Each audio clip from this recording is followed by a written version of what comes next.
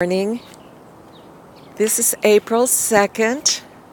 Yesterday, we celebrated the resurrection, and it was a really blessing and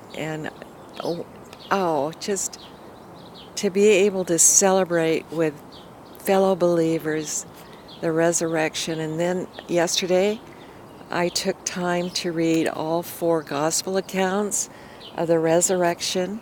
But usually, and I want to do this year, last year on the first of the month, I took pictures of my garden to see how it was growing. And so this morning, that's what I'm doing. Also, we actually will get to have family celebration this coming week because our daughter is coming. She's a high school psychologist, and so she'll have the time to come, and then we'll have our big Easter dinner, which will also be her birthday.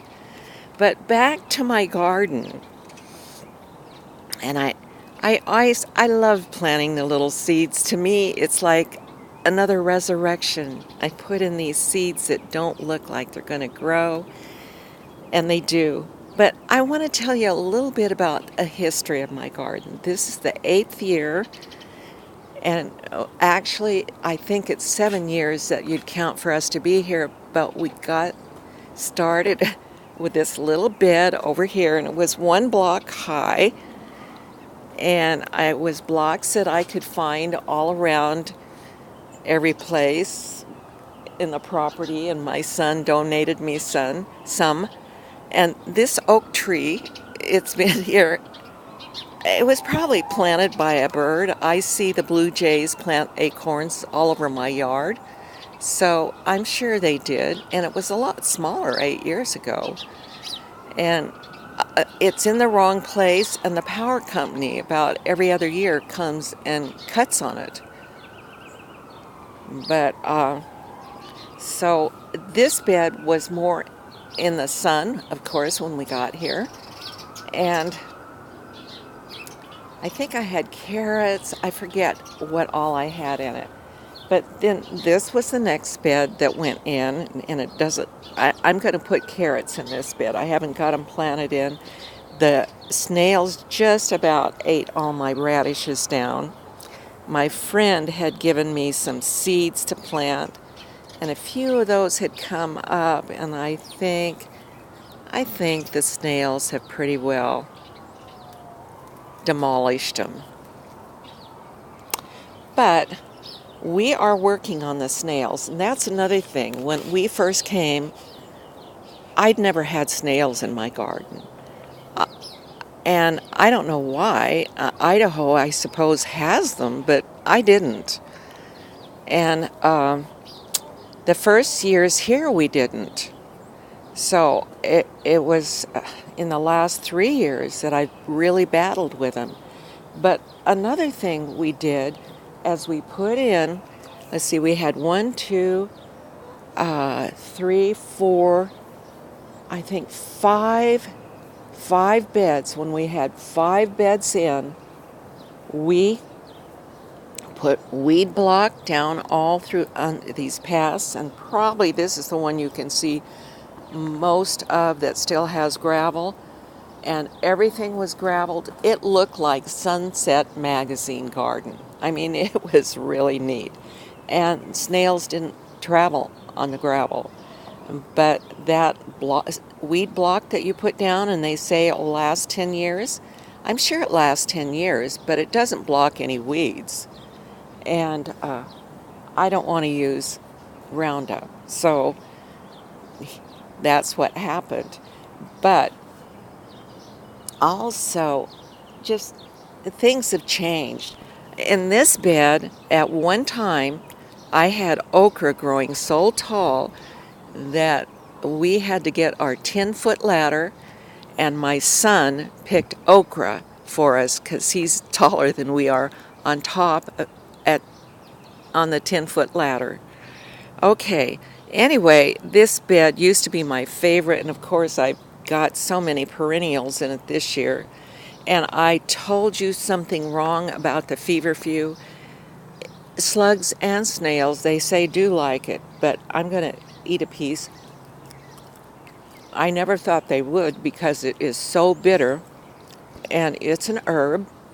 It's supposed to help headaches. I very seldom have a headache. I didn't plant it for that. I planted it because in Idaho, where we were, it grew wild, and it didn't grow this big. But in some places, it acts like a biennial or a short-lived perennial. So regardless of how long it lasts, this fall I hope to get it out of here. And it will be invasive, so I'll have to make sure new plants of this doesn't come up because it's just too big and it's crowding out. So, and I want to get my bed where I can put more vegetables in it.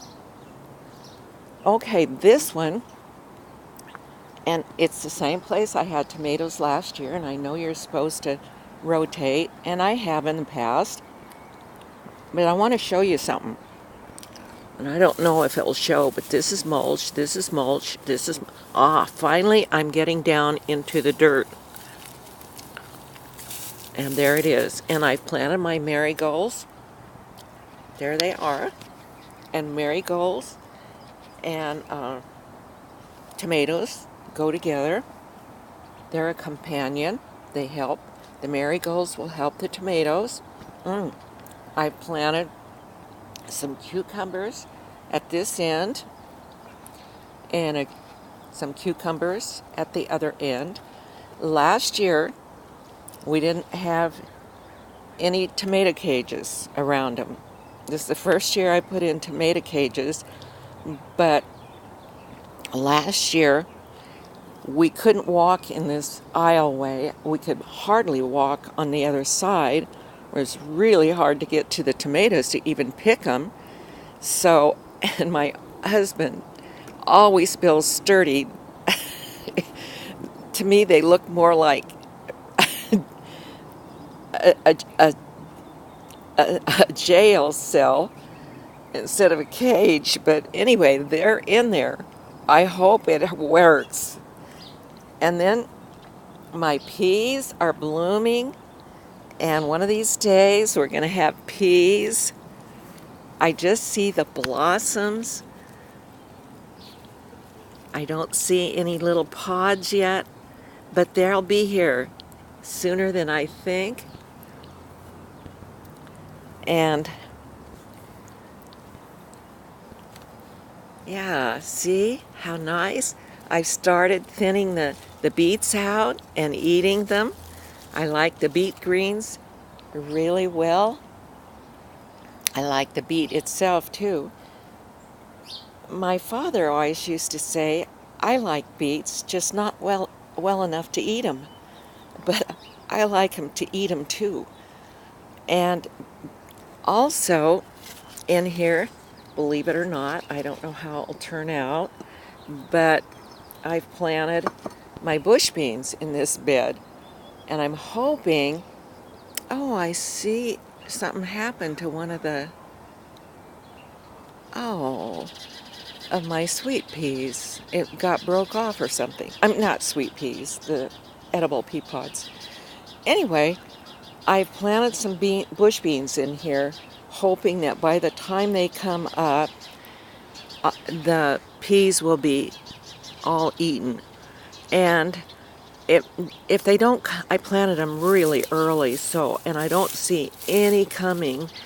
So I might have to reseed, because I would think by now I would see some. We put all of our watering system in the other day, and this one, I hope it works, but the water, I'll show you, it was hard. The hose we didn't take out, and then we put dirt on top of it, so I hope it works. But here is where I have to hook on. It took us quite a while even to find that in all of this.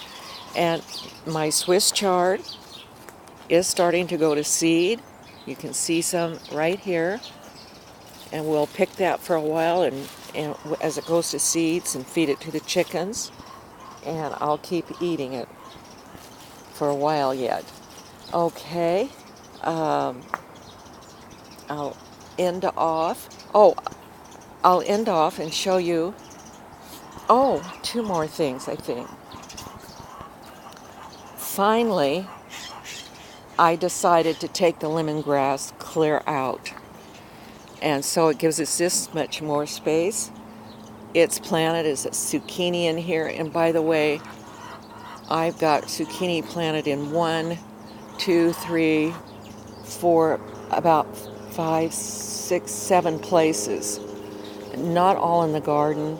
Some are in different areas that will grow them. And with the flowers. I love zucchini, and we like to. Oh, I'm competing with.